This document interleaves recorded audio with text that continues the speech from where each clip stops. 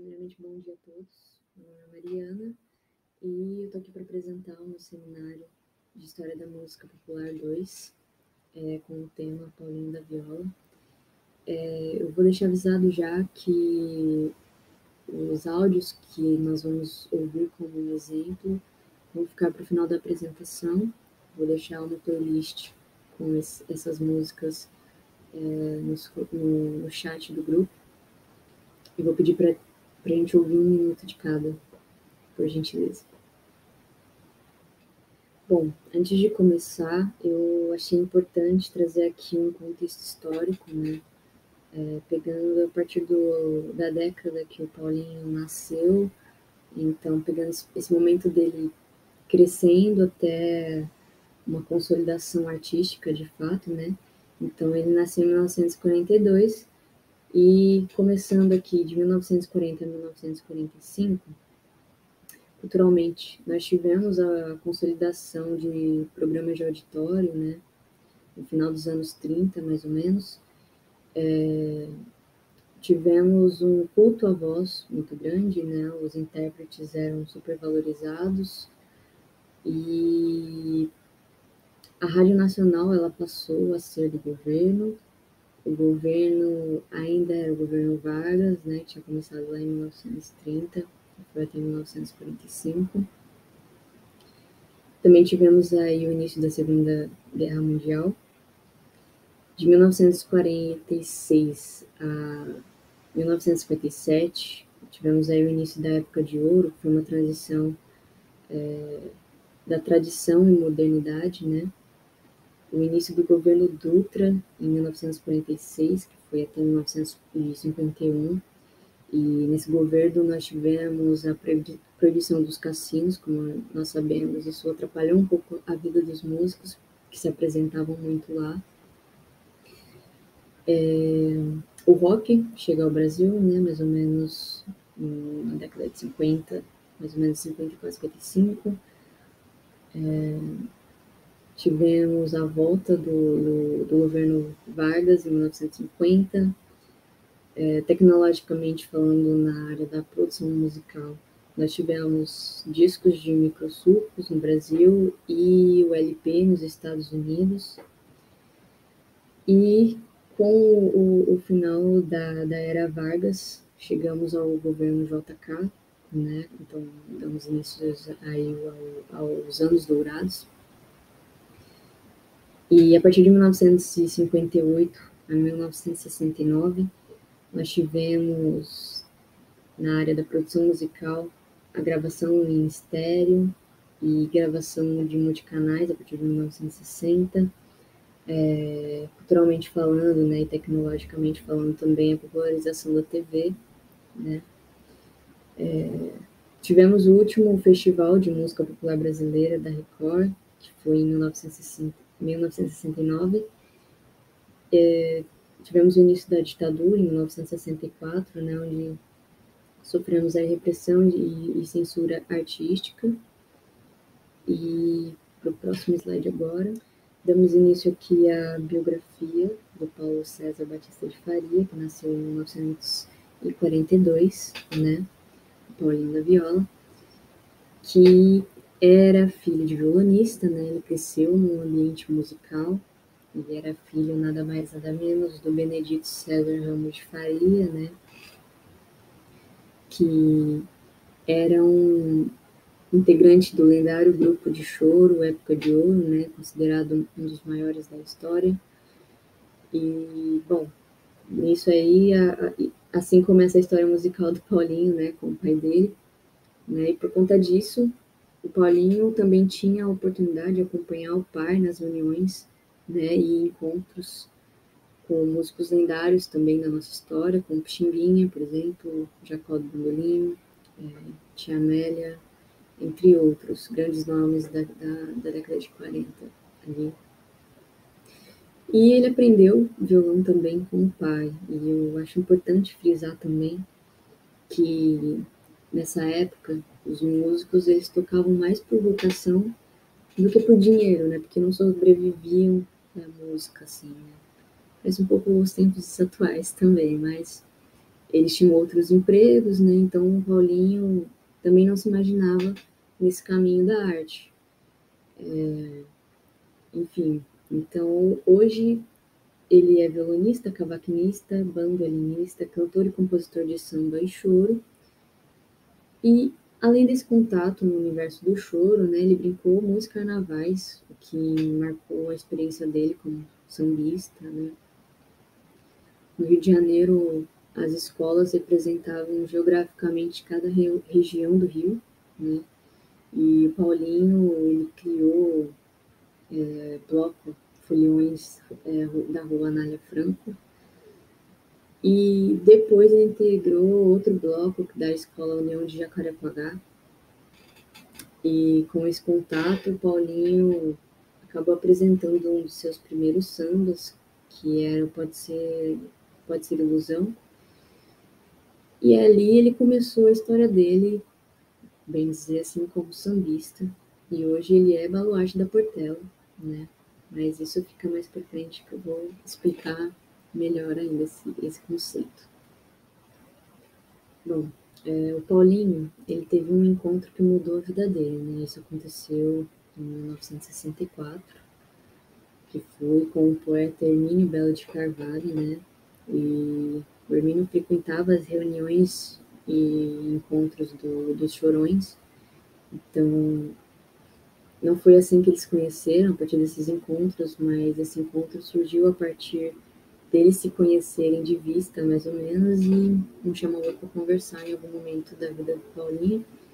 E com esse encontro, ele acabou tendo referência de outros compositores, né, como Zequete, Elton Medeiros, Anis Carlos Salgueiro, Carlos Cachaça, Cartola, Nelson Cavaquinho, enfim. Com essa troca de referência, nasceu uma parceria, assim, do Paulinho com o Hermínio, que foi nada mais, nada menos do que uma parceria de um poeta com um compositor, que acabou resultando em duas músicas, né, do Vídeo Odó e Valsa da Solidão. E através disso tudo, o Paulinho, ele conhece o Zé Cartola, né, ele passou a frequentar o Zé Cartola, que era um restaurante do Cartola da mulher dele, a Zica, onde, na época, os artistas, jornalistas, intelectuais se reuniam para ouvir Cartola, o Zequete, o Elton Medeiros, enfim. E ali o Paulinho, ele começou a se apresentar, tocando as suas composições, né? Até que um dia o Cartola resolve pagar ele por isso. O Cartola pagou uma passagem de ônibus para ele, como uma forma de retribuição. Então ali, com incentivos, né, o Paulinho ele passa a compor mais, registrar as composições dele em uma gravadora, que na época era a Musidisc, na esperança de algum intérprete gravar ela, né, o que não demorou muito, porque a gravadora montou um grupo que chamava A Voz do Morro, né, que foi formado pelo Zequete, o Anis Carlos Salgueiro, Nelson Sargento, Elton Medeiros e Jair do Cavaquinho, que lançou o primeiro disco, Roda de Samba, em 1965. O grupo também rendeu mais dois discos, né, um lançado no mesmo ano, e o terceiro, Conjunto A Voz do Morro, Os Sambistas, que foi em 1966. Em 1965, aconteceu também o fato da Elisete Cardoso, que era uma das maiores cantoras do país, gravar a música Minhas Madrugadas, do Paulinho, né, e Candeia, no disco Elisete Sobe o Morro. E nessa música em específico, é interessante analisar o jeito que ele tocava nessa época, né, é muito característico de um dos momentos dele muito jovem, como sambista, que era bem influenciado pelo jeito do pai tocar, né, e também influenciado pelos ritmos da época, né, era uma batida que ele não usa mais.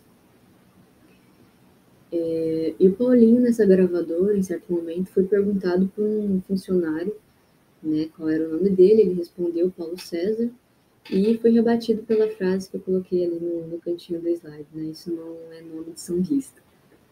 E essa história acabou virando uma nota publicada em jornal, né, pelo Sérgio Cabral, que resolveu o problema chamando ele de Paulinho da Viola. Então, assim nasceu Paulinho da Viola. Bom, como eu já mencionei anteriormente, Paulinho ele é baluarte da Portela. E baluarte, nada mais nada menos, são os pilares ainda vivos de uma escola de samba, né? São aqueles que tiveram atuação importante para uma escola ser o que é. Ou seja, eles carregam o nome da escola com muita grandeza. E esse encontro do Paulinho com Portela acabou acontecendo por conta do Oscar Bigode, que era considerado um primo, né, do Paulinho, e nessa época ele era diretor de bateria da Portela. Ele acabou convidando o Paulinho para conhecer, né, a famosa agremiação de Oswaldo Cruz, onde o Paulinho passou a frequentar e cantar suas composições, e ele mesmo fala que ele pediu para incorporar a ala dos compositores, e aí a galera ficou meio assim, né, de deixar, até que um dia falaram para ele cantar uma das composições dele lá, e ele falou, eu tenho uma, eu vou cantar a primeira parte, que é só o que eu tenho, o resto vocês completam. E foi assim que nasceu o samba Recado, né, que foi o primeiro samba da escola, né, que foi apresentada no Carnaval de 1966. O Paulinho ele foi incorporado na aula de compositores em 1965. E essa composição dele recebeu nota máxima dos jurados e assim a escola foi campeã também. Mais tarde esse samba também foi gravado pelo Martinho da Vila. E, enfim, o Paulinho até hoje ele é reconhecido como um dos grandes nomes da história da Portela, né? E o samba Foi um Rio que Passou em Minha Vida tornou-se o maior sucesso do ano de 1970. Ele estourou em todo o país e foi o samba que projetou Paulinho nacionalmente, né? E essa música é a mais lembrada de toda a carreira desse compositor. Ela foi uma resposta, né? Eu coloquei aqui, ela foi uma resposta em forma de sucesso nacional ao samba Sei Lá Mangueira, sendo um hino de exaltação à escola de samba Portela. Nessa música Sei Lá Mangueira aconteceu um fato em 1968, né? O Hermínio fez essa canção, esse samba, e resolveu inscrever na terceira edição do Festival de Música da TV Record, né? A letra era do Hermínio, mas o Paulinho que musicalizou esse samba, e o Paulinho ele não queria projetar esse samba na TV, né? Porque era um hino de exaltação à rival da Portela, né? Que é a Mangueira. Então ela foi interpretada pela Elza Soares, mas o Paulinho acompanhou a Elza, né? E ele pode ter acabado, tipo, deixando meio que devendo, ficou devendo, assim, digamos, para a Portela, né? Deixou a escola com uma certa desconfiança, assim, e tudo mais. Porém, com esse samba Foi um Rio que Passou em Minha Vida, ele conseguiu se redimir com a escola e acabou ficando tudo bem. Ele já falou em entrevistas que nunca foi pressionado por esse acontecimento, mas foi esse acontecimento que acabou projetando ele nacionalmente, né? A partir de 1965, o Paulinho trabalhou bastante. E aqui eu coloquei algumas participações e trabalhos, né, que ele acabou realizando a partir dessa época. E, enfim, em 1965, né, ele fez o musical Rosa de Ouro, né, que rendeu 2 discos que foram lançados pela Odeon, o Rosa de Ouro número 2, em 1967.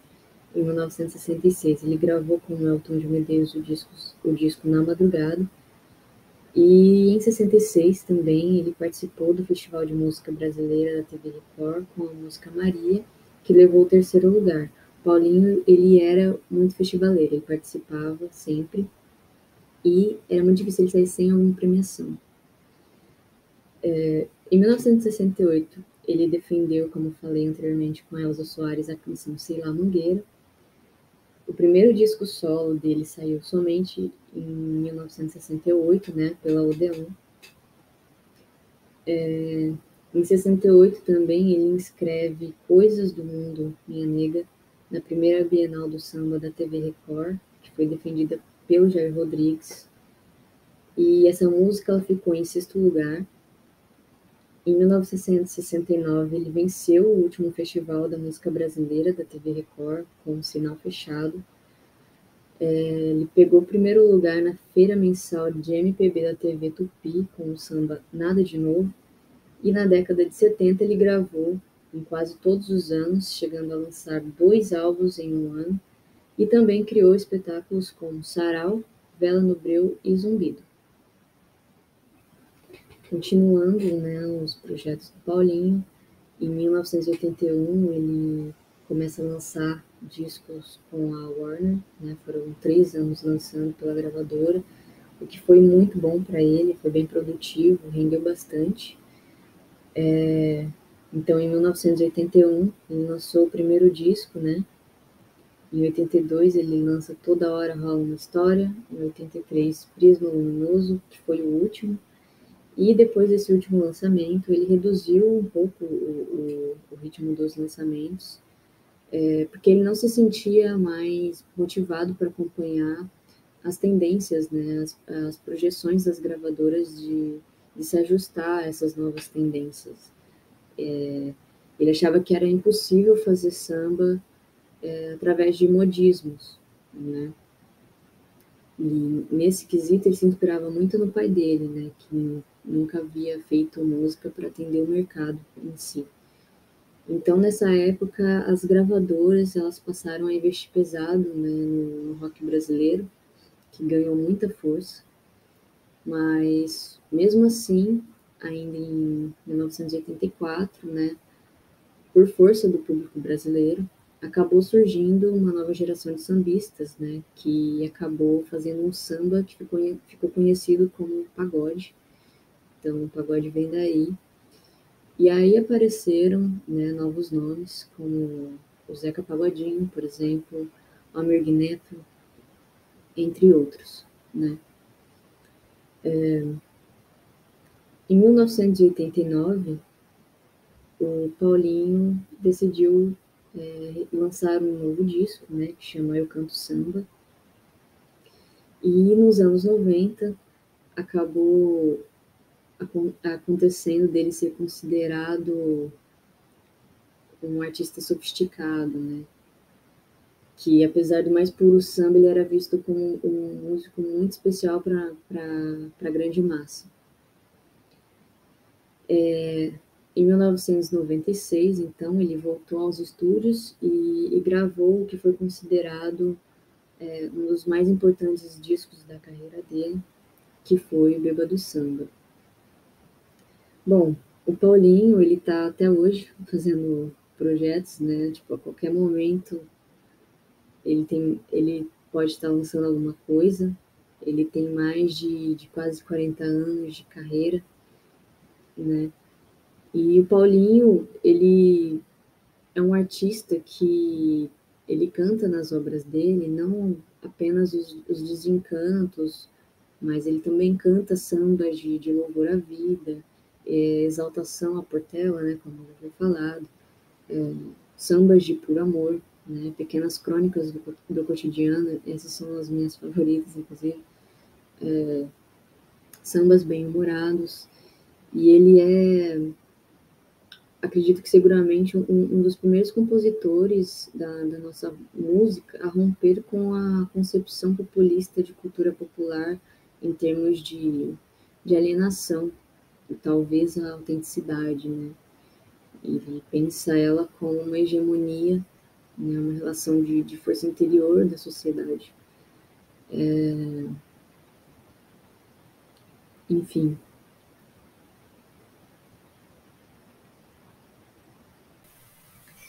Essas são as músicas que eu selecionei para mostrar para vocês, né? Eu tentei pegar um pouco de cada época para a gente ter uma noção desse crescimento dele enquanto artista, né? Então eu peguei a primeira gravação que a Elisete fez, né, de uma composição que uma intérprete famosa fez de uma música do Paulinho, que é Minhas Madrugadas, né? Pra gente prestar um pouco de atenção na batida que ele usava, né? Nessa época, como eu falei, quando ele era jovem, que ele não usa mais. Eu peguei a música Meu Mundo é Hoje, que é uma música linda, que eu acho que representa muito um pouco da complexidade dele, né, que ele traz nas composições dele, enquanto relação com o tempo, né, porque isso é uma questão nas composições do Paulinho também. Foi um rio que passou em minha vida, que foi a música que projetou ele nacionalmente, né, como um artista mesmo, conhecido e honrado, né, também com a vitória da Portela, também com essa música. A música Recado, que foi o que incorporou ele ali na aula de compositores da Portela, foi o primeiro samba na escola, né? Sinal Fechado, que foi. Eu peguei o vídeo, inclusive, da apresentação dele na, no Festival de Música da Record, né? De 1969. E eu escolhi uma que eu gosto muito também, que é do álbum Viva do Samba, que é Timoneiro. Então, vou pedir pra gente ouvir aí 1 minuto de cada música, mas pode ser depois que eu terminar o vídeo.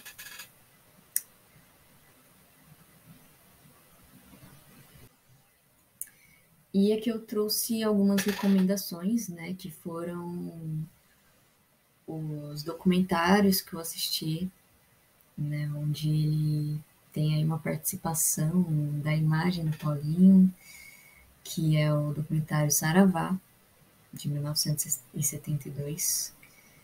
O documentário Meu Tempo é Hoje, né, que conta muito da relação dele com as composições, o jeito dele pensar as coisas, é muito interessante. E o documentário Mistério do Samba, de 2008, que conta um pouco da história da velha guarda da Portela, mas o Paulinho tá ali para contar também a história dele dentro da Portela. Eu acho muito interessante, achei muito interessante essas histórias e falas dele mesmo ali. E é isso, essas são as referências. Eu espero que vocês tenham gostado.